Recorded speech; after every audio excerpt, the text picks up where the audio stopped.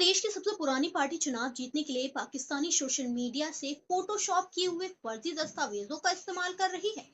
5 अप्रैल 2026 को दिल्ली में कांग्रेस प्रवक्ता पवन खेड़ा ने प्रेस कॉन्फ्रेंस किया। उन्होंने इसे बहुत बड़ा एक्सपोजर बताया और निशाने पर थे असम के मुख्यमंत्री हेमंत विश्व शर्मा और उनकी पत्नी रिनिकी बुयान शर्मा। लेकिन महज 24 घंटे के अंदर जो सच सामने आया वो काफी चौंकाने वाला था, जिसने कांग्रेस की शाख पर सवाल खड़े करे और राष्ट्रीय सुरक्षा पर भी गंभीर सवाल खड़े किए हैं। आइए एक एक करके इन सभी पे बात करते हैं और जानते हैं कि क्या है असल में इन सब चीजों की सच्चाई। पवन खेड़ा ने दिल्ली में और गौरव गोगोई के साथ गुवाहाटी में प्रेस कॉन्फ्रेंस की। उन्होंने दावा किया कि रिनिकी शर्मा के पास तीन तीन विदेशी पासपोर्ट हैं, संयुक्त अरब अमीरात का गोल्डन वीजा कार्ड और एंटीगुआ एंड बारमूडा का पासपोर्ट और मिस्र का पासपोर्ट। इतना ही नहीं, उन्होंने आरोप लगाया कि दुबई में उनकी दो प्रॉपर्टीज हैं और साथ ही अमेरिका के वायोमिंग में कंपनी है जिसकी वैल्यू $34 बिलियन से ज्यादा है। पवन खेड़ा ने तीखा सवाल करते हुए कहा कि हेमंत शर्मा तो मुस्लिम विरोधी राजनीति करते हैं, तो उनकी पत्नी के पास दो मुस्लिम देशों के पासपोर्ट कैसे हैं? क्या वो भारतीय नागरिक भी हैं? कांग्रेस ने मुख्यमंत्री के नामांकन को रद्द करने और एसआईटी जांच की मांग की। लेकिन जैसे ही आरोप लगे, हेमंत विश्व शर्मा और उनकी पत्नी रिनिकी शर्मा तुरंत ही मोर्चा संभालती हुई नजर आई। रिनिकी ने तो सीधा हमला बोलते हुए कहा कि पवन जी, आपकी तपस्या में थोड़ी सी कमी रह गई है, फोटोशॉपिंग तो बहुत ही घटिया है। अब आते हैं टेक्निकल बारीकी पर, जिसे कांग्रेस ने पूरी तरह से नजरअंदाज कर दिया। सबसे बड़ी गलती, हर फर्जी दस्तावेज पर नाम लिखा हुआ था रिनिकी बुया शर्मा, लेकिन रिनिकी शादी के बाद भी अपना नाम शर्मा लिखती हैं। उनके हलफनामे और लीगल डॉक्यूमेंट्स पर भी शर्मा लिखा हुआ है। दूसरा सबसे बड़ी फर्जीवाड़ा है पासपोर्ट नंबर। जो पासपोर्ट नंबर कांग्रेस ने रिनिकी का बताया, वो असल में फेसबुक पर एक पुराना पोस्ट था जो अशफाक अब्देल कादिर के नाम के शख्स का था, जिसका पासपोर्ट गुम हो गया था। कांग्रेस ने बस वहां पर रिनिकी का नाम और फोटो चिपका दिया। यूएई के गोल्डन वीजा कार्ड को कांग्रेस ने पासपोर्ट बता दिया। कार्ड पर नंबर लिखा हुआ था 7861996। 784 तो यूएई का देश कोड हो गया, उसके बाद डेट ऑफ बर्थ होती है। लेकिन रिनिकी तो 1973 में पैदा हुई थी, तो ये नंबर कैसा?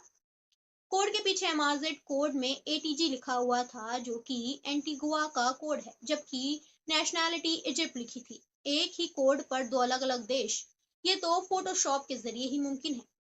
Check digit failure. असली पासपोर्ट एल्गोरिदम में चेक डिजिट 5 होने चाहिए थे, लेकिन फर्जी में तो 3 ही लिखे थे। मिस्र के तथाकथित पासपोर्ट के ऊपर इजिप्शियन लिखा हुआ था, लेकिन एमआरजेड कोड नीचे की ओर आईएनडी यानी कि इंडिया लिखा हुआ था। फोटोशॉप करने वाले ने ऊपर तो बदल दिया, लेकिन नीचे बदलना भूल गया। लेकिन हेमंत विश्व शर्मा ने मास्टर स्ट्रोक खेल दिया। उन्होंने खुद ऑनलाइन पोर्टल पर जाकर अमेरिका के वोमिंग में एलसीसी कंपनी रजिस्टर की, नाम रखा गौरव एलिजाबेथ 786। ट्वीट करके दिखाया, कुछ $100 और कुछ मिनट की मेहनत और आप एक नई कंपनी आसानी से खड़ी कर सकते हैं। नाम भी अपना मनचाहा रख सकते हैं। उन्होंने साफ कहा कि कांग्रेस ने जो डिजिटल फुटप्रिंटिंग तैयार किया, वो कोई रहस्यमय रिसर्च नहीं, बल्कि चंद मिनटों का फर्जीवाड़ा था। अब सबसे डरावना हिस्सा, हेमंत विश्व शर्मा ने प्रेस कॉन्फ्रेंस में सबूतों के साथ बताया कि पवन खेड़ा को ये फोटोशॉप फाइलें कहां से मिली। सारा मटेरियल एक पाकिस्तानी सोशल मीडिया ग्रुप से सप्लाई किया गया था।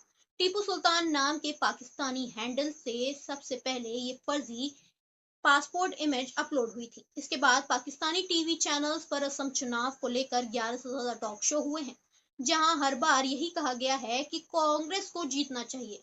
क्या ये संयोग है कि पाकिस्तान जो नैरेटिव सेट कर रहा था, कांग्रेस उसी नैरेटिव को अपनी प्रेस कॉन्फ्रेंस में इस्तेमाल कर रही थी? मुख्यमंत्री ने इसे सीधे विदेशी हस्तक्षेप और देश के खिलाफ साजिश करार दे दिया। और गौरव गोगोई की पत्नी एलिजाबेथ कॉल्बिन पर पाकिस्तानी कनेक्शन के गंभीर आरोप पहले भी लगे थे।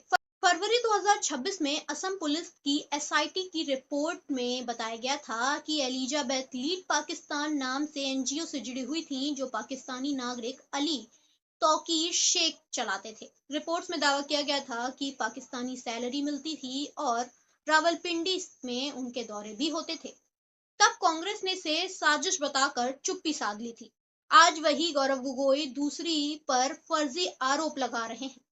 9 अप्रैल 2026 यानी कि आज को असम में विधानसभा चुनाव है। हेमंत विश्व शर्मा ने खुली चुनौती दी है, अगर आरोप सही हुए तो मेरी पत्नी को गोली मार दो, लेकिन अगर फर्जी हुए तो पवन खेड़ा को जेल भेज दूंगा। रिनिकी शर्मा ने मानहानि का क्रिमिनल और सिविल केस फाइल कर दिया है। एफआईआर दर्ज हो चुकी है। धारा 420 और धारा 468 के तहत जांच चल रही है। अब फैसला कोर्ट करेगा।